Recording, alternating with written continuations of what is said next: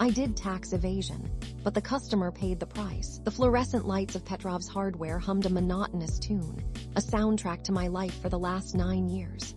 I was Leo, the accountant, the guy who wrestled with spreadsheets and tried to make sense of Mr. Petrov's creative bookkeeping. Mr. Petrov, a stocky man with a perpetual frown and a thick accent that never quite faded, had built this place from nothing. He arrived in America with a suitcase and a dream, and through sheer grit and an unwavering belief that the government was out to steal his hard-earned money, he made Petrov's hardware a fixture in this town. That belief, however, was where I came in. For years, I'd been massaging the numbers, skimming off the top, hiding cash sales, all to minimize Mr. Petrov's tax burden. It started small, a few hundred here and there. But over time, it ballooned into something substantial. Brenda, the cashier, had seen it all. She was a fixture herself, a walking encyclopedia of local gossip and hardware trivia. "Leo, you look like you swallowed a lemon," she said, her voice raspy from years of cigarettes. "What's got your goat?" "The IRS, Brenda," I sighed, running a hand through my thinning hair. "They're auditing us." Brenda's eyes widened. "Oh dear, Mr. Petrov's gonna have a fit." "He did. Audit." He roared, his face turning a shade of purple I usually only saw on overripe plums. "They're trying to bleed me dry. They want to take everything I worked for. We'll be fine, Mr. Petrov," I said, trying to sound more confident than I felt. "Just need to gather the documents, cooperate with the auditors, cooperate." He scoffed. "Never they are the enemy, Leo. You understand? The enemy," and so began the charade. Agent Davies, a fresh-faced kid who looked like he just graduated from accounting school, arrived with a stack of forms and a determined glint in his eyes. He asked questions, lots of questions, about inventory, sales, expenses. I deflected, dodged, and outright lied, all while trying to maintain a veneer of professionalism. "Mr. Petrov seems reluctant to provide certain documentation," Agent Davies said one afternoon, his brow furrowed. "He's just a little old-fashioned," I said, forcing a smile. "He's not used to all this modern technology." "I see," Davies said, but I could tell he didn't believe me. The pressure was mounting. I started having nightmares about overflowing spreadsheets and IRS agents chasing me through dark alleys. I confided in Brenda. "Maybe you should just tell them everything, Leo," she said, her voice low. "Get it over with, and lose my job. Mr. Petrov would kill me. And what's he paying you to do, Leo? Lie? Cheat? Is it worth your conscience?" She had a point. But loyalty, or perhaps fear, kept me in place. Then there was Randy. Mr. Petrov's nephew, a recent college graduate with a business degree, had been brought in to modernize the store. His ideas mostly consisted of rearranging the shelves and suggesting we start selling artisanal birdhouses. But he did have one idea that Mr. Petrov loved: shredding old documents. Lots of them. "Think of it as spring cleaning, Uncle," Randy said, grinning. I felt a knot tighten in my stomach. This was getting out of hand. Even old man Hemlock, a regular who knew more about hardware than anyone I'd ever met, noticed the tension. "Something's brewing in here, ain't it, Leo?" he said, his eyes twinkling. Meanwhile, Mrs. Gable, a wealthy woman renovating her Victorian mansion, was a frequent customer. She needed everything from plumbing fixtures to decorative molding. And she was meticulous, keeping track of every penny. One day, she stormed into the store, her face flushed with anger. "Mr. Petrov, I need a detailed invoice for my purchase. I need to claim it on my project expenses," Mr. Petrov stammered. "Of course, Mrs. Gable. Leo will take care of it." I tried to explain that the way we had been doing things, keeping 2 sets of books, would make it impossible to provide a proper invoice. "I don't care about your problems, Mrs. Gable snapped. "I need that invoice or I'll take my business elsewhere." Mr. Petrov, despite his gruff exterior, was terrified of losing Mrs. Gable's business. He pulled me aside. "Make it work, Leo. Do whatever it takes." That night, I was driving home, and I spotted Dave, who worked at the hardware store across town. Dave was always a bit of a thorn in my side, but we had a grudging respect for each other. We met in a nearby bar to grab a drink. "Here things are getting a little heated over at Petrov's," Dave said, smirking. "Word on the street is the IRS is sniffing around." "Mind your own business, Dave," I said, taking a swig of my beer. "Just saying, Leo, some things aren't worth the risk." His words echoed in my mind. The risk. What was I risking? My freedom? My reputation? For what? For Mr. Petrov's greed.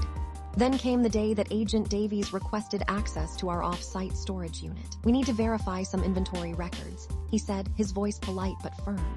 The storage unit was where Mr. Petrov kept the real books, the ones that showed the true extent of his tax evasion. If Davies saw those, it was game over. Mr. Petrov was frantic. You have to stop him, Leo. Do whatever it takes, he suggested. I misplaced the key. Offer him a bribe, he whispered, his eyes darting around nervously. Anything. I couldn't do it. I just couldn't. I was tired of lying, tired of cheating, tired of being Mr. Petrov's puppet. But the thought of what Mr. Petrov had done, of taking so much money for himself while everyone else was struggling, was a greater motivating factor. I felt like he had betrayed me. That night, I sat at my kitchen table, staring at a blank piece of paper. I thought about Brenda, about Dave, about Mrs. Gable. I thought about my own future. And then I made a decision. The next morning, I called Agent Davies. I have some information that might be helpful to your investigation, I said, my voice trembling slightly. I arranged to meet him at a diner on the edge of town. I laid it all out, the whole scheme, everything. I told him about the hidden cash, the offshore accounts, the 2 sets of books. I even told him about the storage unit and how to find the key. Davies listened intently, his expression unreadable. When I finished, he simply nodded. Thank you, Mr. Kowalski, he said. This is very helpful. 2 days later, the raid happened. I watched from across the street as Agent Davies and another agent, a stern-looking woman who I later learned was Agent Miller, descended on Petrov's hardware. They emerged with boxes of documents, and I saw them lead Mr. Petrov away in handcuffs. Inside the store, chaos erupted. Brenda was crying. Randy was trying to explain something to the agents, and customers were milling about, confused and bewildered. Mr. Petrov, before being led away, had seen me across the street. His face contorted with rage. Traitor, he screamed. You did this to me, Leo, you'll pay for this. He had a point. I had done this. I had betrayed him. But as I watched him being driven away, I felt a strange sense of relief wash over me. It was over. The aftermath was a whirlwind. The media descended on the town, the hardware store was temporarily closed, and everyone was talking about the Petrov scandal. I was questioned by the IRS, of course. I told them everything, cooperating fully with their investigation. I knew I would face consequences for my complicity, but I was prepared to accept them. Mr. Petrov was charged with tax evasion, fraud, and a host of other crimes. He pleaded guilty, but claimed that I was the mastermind behind the whole scheme, which was patently untrue. Brenda was heartbroken. She stopped speaking to me, accusing me of ruining Mr. Petrov's life. Randy tried to distance himself from the entire affair, claiming he had no knowledge of his uncle's illegal activities. My life was a mess.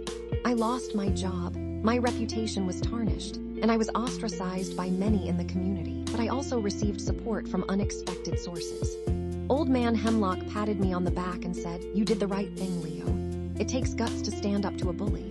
Then one day, a few weeks after Mr. Petrov's sentencing, I was having coffee at a local diner. I saw Mrs. Gable walk in. She spotted me, smiled, and came over to my table. "Mr. Kowalski," she said, extending her hand. "I wanted to thank you. Because of you, I finally got the invoice I needed. I was able to claim on my business. It would have ruined me." I smiled weakly. "You're welcome." Then she added, "My mother is Agent Miller. She said to say thank you." I looked behind her, and Agent Miller at the next table gave me a small smile and a subtle thumbs up. I grinned from ear to ear. Mr. Petrov received a relatively light sentence due to his age and health. He was forced to sell the hardware store to pay his debts. The store was bought by a large chain which renovated the building and changed its name. Another piece of the old town had been lost. A few weeks later, I got a call from Dave, the guy from the hardware store across town. "Hey, Leo," he said. "Heard you're looking for a job. I need a good accountant and maybe a partner." I hesitated. "You sure about that, Dave? I'm kind of radioactive right now. Everyone deserves a second chance, Leo. Besides," he added with a chuckle, "I could use someone who knows how to cook the books." Just kidding, I took the job. And slowly, painstakingly, I began to rebuild my life. A few years later, I was standing in the newly renovated hardware store across town, looking out at the bustling street. Dave and I had built a successful business, a legitimate business. We paid our taxes, followed the rules, and treated our customers fairly. I thought about Mr. Petrov, about Brenda, about Agent Davies, about Mrs. Gable. I thought about the choices I had made, the consequences I had faced. Had it all been worth it? Had I truly made a difference, or had I just caused more harm than good? I still didn't know the answer. But as I watched the sun set over the town, casting long shadows across the street, I knew one thing: I could finally look myself in the mirror without shame. I am glad that Mrs. Gable was able to claim. It seems worth it. I am still in debt, but at least now, my conscience is clear.